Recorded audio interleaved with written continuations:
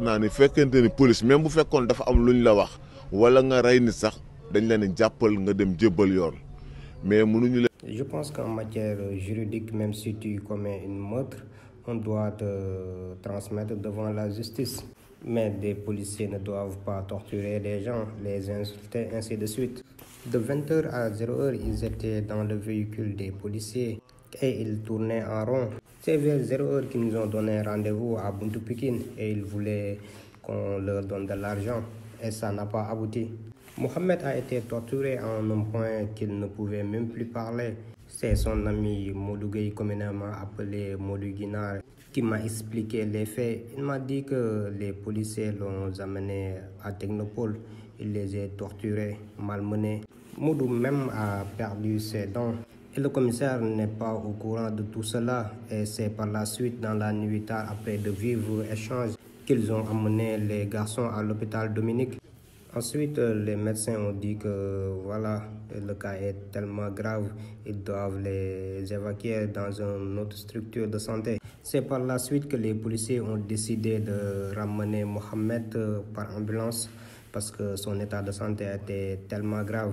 On est tous allés à l'hôpital d'Al-Djam. Une fois que le médecin a consulté Mohamed, il a subitement demandé est-ce qu'il n'a pas subi des tortures. Et tous les policiers étaient restés silencieux. Ensuite, l'un d'eux a dit que voilà, on ne les a pas torturés. Et je lui ai dit, c'est pas vrai. Ils ont subi des tortures à la Technopole. Et par la suite, on nous a encore évacués à l'hôpital CTO. Ils m'ont même dit que je ne vais pas monter dans l'ambulance. C'est par la suite que j'ai pris la voiture de mon frère pour les rejoindre à l'hôpital CTO. Et on nous a encore évacués à l'hôpital principal. J'ai même photographié mon frère parce que son état de santé était tellement grave lorsqu'il était en réanimation. C'est aujourd'hui qu'on m'a appelé le matin pour me dire qu'il faut que je vienne à l'hôpital. Une fois à l'hôpital, on m'a annoncé le décès de mon frère. Et même l'avis de décès nous a montré qu'il a subi des tortures parce qu'on a mentionné une mort violente.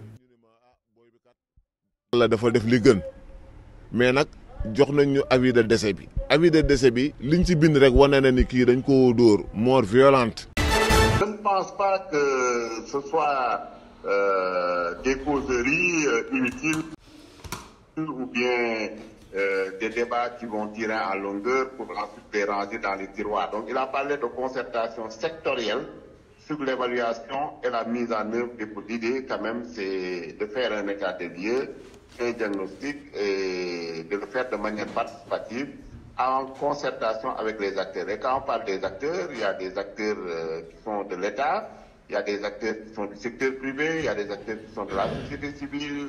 Mais il faut comprendre que les problèmes auxquels nous sommes confrontés sont complexes. Et pour les résoudre durablement, il faudrait que l'on se parle, que l'on discute, que l'on se concerte pour trouver ensemble avec les acteurs les meilleures solutions. Donc il s'agit de ça. Mais cela n'empêche en rien d'affronter à bras le corps les priorités et les urgences. Les deux ne s'excluent pas. C'est comme ça qu'il faut le comprendre. Mener des concertations ne veut pas dire que pendant qu'on mène les concertations, l'État va rester immobile, l'État va rester figé et ne va pas répondre aux urgences et aux priorités dont vous parlez, le chômage des jeunes, l'immigration clandestine, la question de la cherté de la vie, la campagne agricole. Donc il y a des urgences qui sont là et l'État ne va pas rester les bras croisés pendant que les concertations se déroulent. Nombre d'électeurs inscrits 7 371 890. Nombre de votants 4 519 253. Nombre d'enveloppes trouvées dans les urnes 4 519 253. Nombre de bulletins nuls 33 991. Nombre de suffrages valablement exprimés 4 485 165. Voilà. le taux de participation a été arrêté à 61,30%. Khalifa Ababakar Sall, 69 760 voix, soit 1,56%. Anta Babakar Ngom a obtenu, pour ce qui la concerne, 15 457 voix, soit 0,34%. Amadou Ba, 1 605 086 voix, soit 35,79% du suffrage exprimé. Idrissa Seck, 40 286 voix, soit 0,90%. Aliou Mamadou Dia, 125 690 000 voix, soit 2,80%. Bassirou Diomaye Diakhar Faye, 2 434 751 voix, soit 50,28%. Juste au sortir de cette élection, nous savons qu'on a perdu. On ne peut pas dire qu'on a perdu carrément, juste c'est le Sénégal qui a gagné. La victoire de l'opposition est très claire. Nous félicitons énormément la population de Sédhiou, nos sympathisants et militants, voire même la population sénégalaise, car c'est la population sénégalaise qui est sortie victorieuse. Notre objectif, c'est juste gagner l'élection présidentielle, mais Dieu a décidé autrement avec la jeunesse. Nous acceptons vraiment la volonté divine.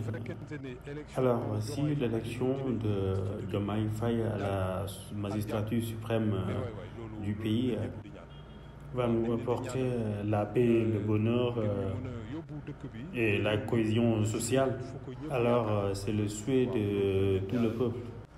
Nous leur prions de réussite. Il ne devrait pas y avoir de la méchanceté entre nous. Alors moi, nous sommes là au niveau de la région de Sédhiou. Nous allons continuer à travailler comme d'habitude. Et nous allons continuer aussi également à travailler avec eux. Alors il y a un philosophe américain qui dit que vraiment on apprend à travers nos défaites, mais pas juste à travers nos réussites. De l'autre côté, nous, on a appris des leçons. Pour célébrer Journée mondiale. On est là aujourd'hui pour fêter la Journée mondiale du théâtre et célébrer partout dans le monde. C'est normal que le Sénégal le fête avec ses acteurs culturels. C'est très normal qu'on est d'accord de la célébration de cette journée avec les acteurs culturels. Vous avez déjà vu les acteurs qui ont déjà fait leurs prestations. Ils ne cultivent que la paix. Le rôle du théâtre est d'abord sensibiliser la population et sensibiliser aussi les autorités pour que la paix règne dans ce pays. Ça montre également que le rôle que la culture a dans le développement du pays et aussi la stabilité dans le pays.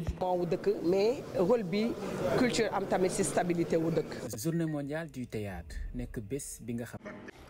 Dans le secteur de l'éducation, il y a du théâtre également, il y a le baccalauréat théâtre et nous avons fortement besoin de cela. Nous avons un seul partenaire et c'est la direction des arts. Et à chaque fois, ils sont là à l'arrivée de chaque gouvernement et ils n'ont pas assez de moyens. Alors nous avons des doléances à l'endroit du nouveau président de la République. Tout d'abord, un fonds pour le théâtre. Déjà, les comédiens ont déjà ficelé leur programme et c'est disponible, nous pouvons lui transmettre tout cela. Et l'autre point, c'est le statut des artistes comédiens. Figurez-vous, quand un comédien ou un artiste est tombé malade, les gens font des quêtes pour pouvoir l'aider, c'est pas du tout normal. Il va falloir qu'on change des choses. Comédiens yi dajaloo nañ def seen plan stratégique bu saa su bëggee mën nañ ko ko jox mu xam lan la ñu soxla ak fan lañ dem ak ñaata lañ soxla beneen bi mooy